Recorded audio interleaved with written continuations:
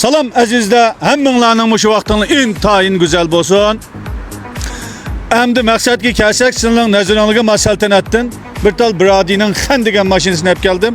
Mashina sizlar ko'rayotganday uzunligi 5 metrga 2 santikam, kengligi 2 metrga 2 santikam mashina.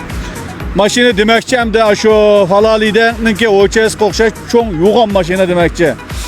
Mashinamiz sizlar ko'rayotganday haqiqiy yip-yangi butunlay zavod sir holatini saqlab turgandan sirt yana ma teshqa bir qavat mor suzuk moy yotqizayotgan ham moyda bo'layotgan mashina. Mashinaniki yangi kodiniga kelsak tuqqanlar butunlay zavod sir. Zavodda sirlagan chiqqa, zavod shu mashina yasagan zavodda sirlagan chiqqan mashina. Undan boshqa kelsak, ma ishchi shampi alaqa mahil rangda tanlab turib amana ishini bunda yasatqın ekan tuqqanlar. Mashina haqiqatan pokiza mashina. Hamda yanban yuanchi bo'lgandan gap tugida pokiza bo'la, bunda bo'la. Endi mashinaning may sayfiyatiga kelsak, may sayfiyati bazardan tokab jalasanglar 8 koy 9 koylar toktu toşutu 120 kilometre 21 kilometre manatı organ taraf.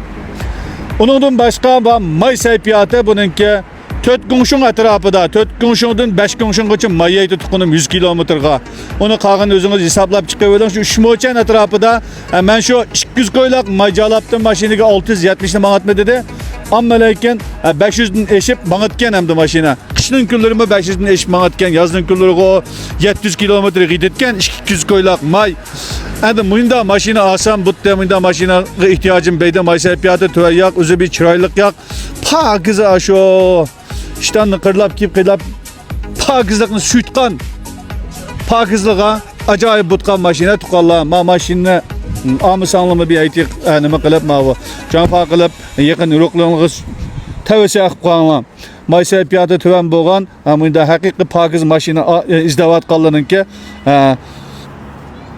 qo'liga yetib bo'lg'uchilik taqib qo'yish ekan degan umidda tuqqanlar. Bunda mashina olsam butta haqiqatan saltanatning mashina yig'ilish o'lchamiga to'shgan mashina olsam butta degichili bo'lib qolib qolsanglar, mashinada motor bo'lgan DMA Bradining Xan DMA degani shu mashina 1/5dan go'zal qattiq chiroyli chiqadi tuqqanim.